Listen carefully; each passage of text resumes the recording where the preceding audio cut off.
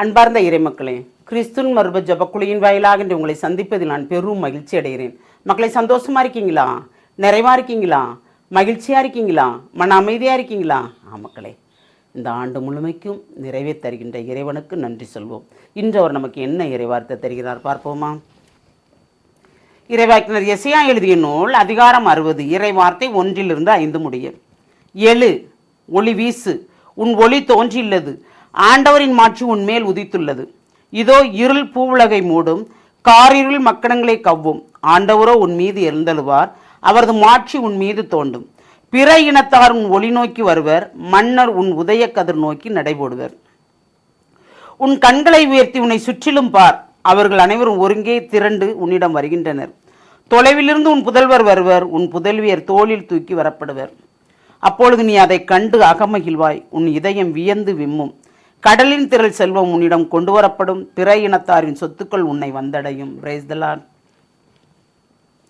ஆண்டவரின் மாட்சி உன்மேல் உதித்துள்ளது. நாம் ஆண்டவரோடு இணைந்து நடக்கும் போது அவருடைய ஒளி நம் மீது இருக்கிறது. அந்த மாட்சி இருக்கும்போது கண்டிப்பாக நமக்கு இருள் அல்ல, ஒளிதான் எப்பொழுதுமே, இல்லையா?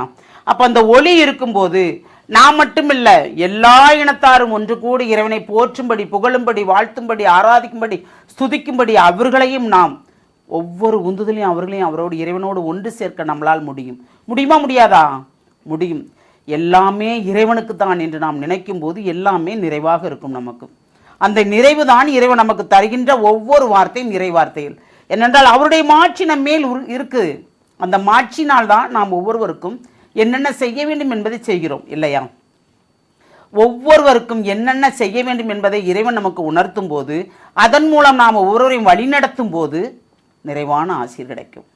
ஏனென்றால் நாம் இறைவனுடைய மாட்சியை பெற வேண்டும் என்றால் நாம் எப்படி இருக்க வேண்டும், எந்த நிலையில் இருக்க வேண்டும், எதை கொண்டு நாம் வாழ வேண்டும், எல்லாமே இறைவனிடம் விட்டுவிட வேண்டும்.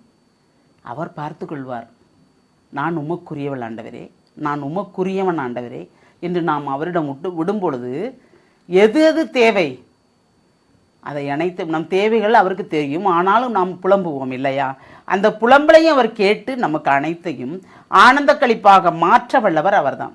அதனால்தான் எழு, ஒளி வீசு, உன் ஒளி தோன்றியுள்ளது, ஆண்டவரின் மாட்சி உன்மேல் உதித்துள்ளது.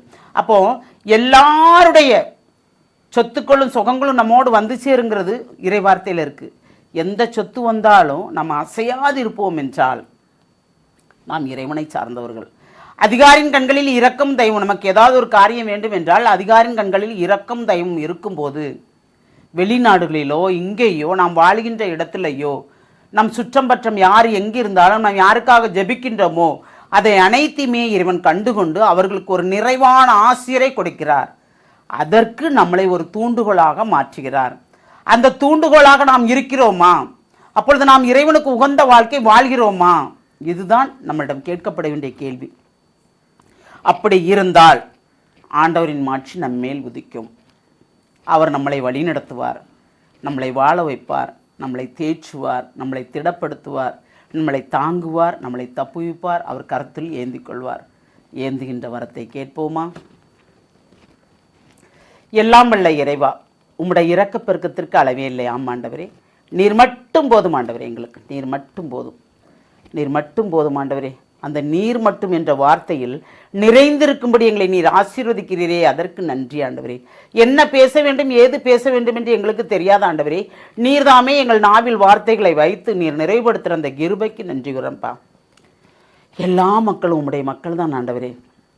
அதனால் நாங்கள் எல்லாரும் ஒன்று கூடி உம்மை போற்றவும், புகழவும், உம்மை ஆராதிக்கவும், ஸ்துதிக்கவும், மகிமைப்படுத்துவதற்குண்டான ஆற்றலையும் வலிமையை நீர் எங்களுக்கு தந்து எங்களை நிறைவுபடுத்த போகிற கிருபைக்கு நன்றி கூறி எங்களை முழுமையாக உம்முடைய இரக்கத்துக்குள் ஒப்புக் கொடுக்கிறோம்.